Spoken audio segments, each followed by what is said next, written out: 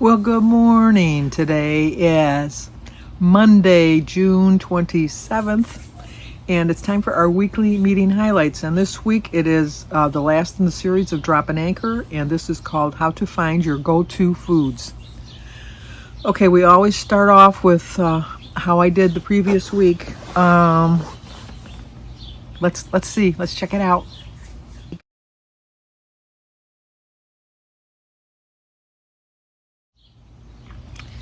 I know. I gained 1.9 pounds, weighed 239.2 this morning, inching back to that 240 mark, which is scary for me.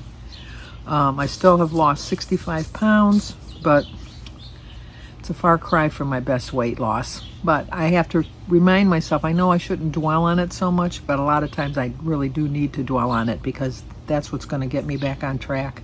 I had a really bad Saturday as far as food choices. I had a good day because my family was here, but I just chose poorly. I just made some bad food choices, which led to almost a 2-pound gain.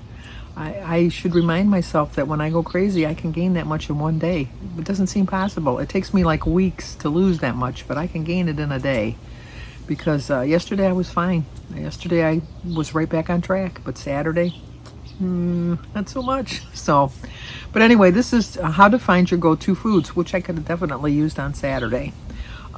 Quick, name one food that you couldn't live without on your weight loss journey. Chicken. I love my chicken. There's so many different ways I can prepare it that are healthy, and I never get tired of it, but for some reason I don't cook it as much as I should. I love to make like a quick chicken stir fry where I just cut them up into little bite-sized pieces, and I stir fry some like mushrooms and peppers and onions and some little bit of garlic, and then I either just eat it like that or I serve it over a little bit of rice. Very quick meal. It's a lot of food for me. 0 points. My chicken is 0. My vegetables are 0. I don't know why I don't have it more often as much as I like it. I also like to bake chicken, so I bake like an extra piece of chicken so that the next day I can have it on a salad. Barbecue chicken. Chicken is my go-to food, I guess. You got it. Congratulations. You've got your first go-to. We can't control every situation, but having food you can reach no matter what. But having food you can reach for no matter what can be a game changer when it comes to staying on track. Here's how to find a few more. Okay, I know that I probably could have had some sort of chicken on Saturday. I have plenty of chicken in my freezer. It just was easier just to go to Taco Bell. It was just easier to go to Taco Bell.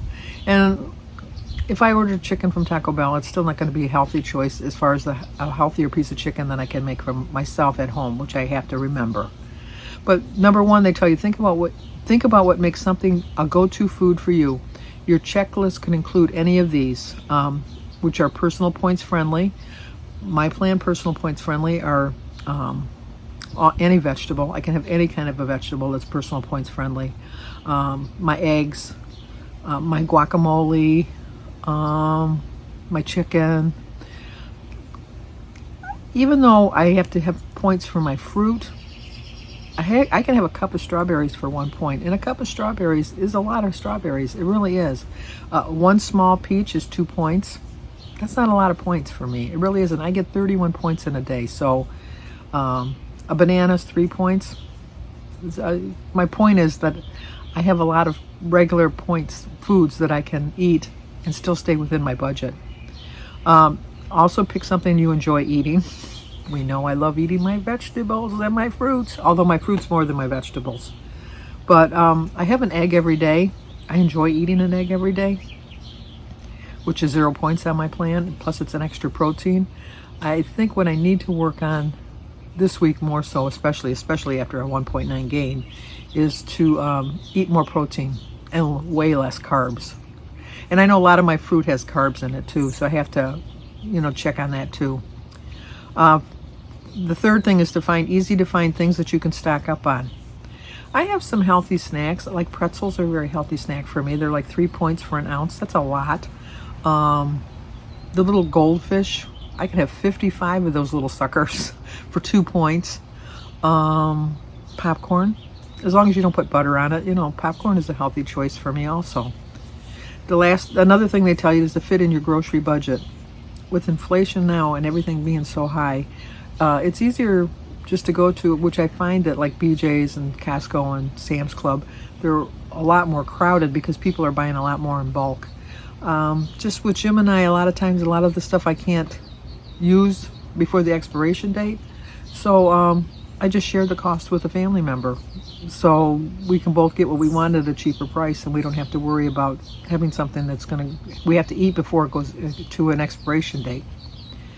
Another thing is it aligns with your health conditions and your dietary needs. Thankfully, I don't have any health conditions that I have to worry about what foods I'm eating or not eating. With my thyroid, they do tell me I should have more vitamin D, but in the summer I'm outside a lot, so I think I get plenty of vitamin D. I do take a supplement in the winter, but it's a good one to remember. And also the last thing is anything else that's important to you. If it's really important, you're going to fit it into your budget. You're going to go to a birthday party, you're going to have a piece of cake, let's say. Now that's like 14 points, 16 points for a slice of cake, depending on how thin or thick you slice it. You can find an alternative to that, or you can just choose your points wisely during the day so you can really enjoy it. If you really think about it, there's 365 days in a year, and at the very most, you might have 25 celebrations for the year, whether it's a holiday or a birthday or an anniversary or a graduation party or something. But you still have 340 other days that you can stay on track. So don't think that just because you have these 25 days where you might go off a little bit that's going to ruin your whole plan. Just plan accordingly. Number 2 is identify 3 of the 4 foods that you checked in any of the boxes. Maybe it's on your 0-point foods list or your favorite proteins list or a quick cook option. Like I said, the stir-fried chicken is a quick food option. I don't think it takes maybe 20 minutes, depending on how big you make the bite-sized pieces of chicken, to stir-fry it. That's an easy go-to. If you make an extra piece of chicken, if you make some extra chicken and just cut it up, you can put it on your salads. You can just eat it as a snack. I'm going to try to do this a little bit more this week. I really am going to try to work into it. But think of some other things. You can have eggs, or always have like hard-boiled eggs. I boil like a dozen eggs once a week, so they're always in there, so I have no excuses. Oh, I gotta wait till the eggs boil. I gotta wait till they cool off. No, I just put them in the refrigerator. I don't peel them until I need them, so they don't seem to pick up the tastes of the other foods in the refrigerator. I've just started doing lately, making like a big bowl of salad, and then I bought I got from the Wellness Points from Weight Watchers, the salad jars, which, trust me, I've had put salad in those jars and it's kept crisp for up to a week in the jar. With all of the stuff, like I put 2 different kinds of lettuce, I put spinach, I put cucumbers, I put tomatoes, I put peppers, carrots. I put all of that in my salad, and they all stay crispy and fresh in those containers. And then it's just easy to grab. It's already made, and you have no excuses for that. And quick cook oats. Now, I do like oatmeal. But a lot of times in the summer, you just don't want a hot meal. But it's a quick meal. I get the Quaker Oats instant, made in less than a minute. But you got to just wait for the water to boil. I got to wait for the water to boil for my tea anyhow. So there's not a reason that I can't get a little bit more oatmeal in. Number 3 is, how will you use these foods next time you find yourself in a sticky situation? Plan for a few hypotheticals so you'll be prepared for whatever comes your way. Like I said, I think I'm going to cook some extra chicken this week, put it in the refrigerator, and so that it'll be a quick grab protein that I can eat when I'm hungry. Sometimes we think that when we have to snack on cookies or donuts or cakes or something like that. We get tired of snacking just on vegetables and fruit. Snack on an egg, snack on a piece of string cheese. Find something within your point budget and try to mix it up. I think my problem is that I'm not mixing up my food enough. I'm just kind of eating the same thing every day, and so I'm just kind of getting tired of it. And I need to step out of the box, as they say. And They said, I'll ask my friend if they're planning to serve grilled chicken at their barbecue next week. If not, I'll bring some to share with everyone. If you're going to a barbecue and you don't know exactly what they're going to have, bring your own. Bring something to share that is Weight Watcher friendly. You don't necessarily have to tell them it's Weight Watcher friendly. Just thought, I thought I'd bring a dish. Hopefully somebody likes it. Somebody's going to try it. And if there's nobody eats it, you just bring it home. And then you'll have it because you know you like it.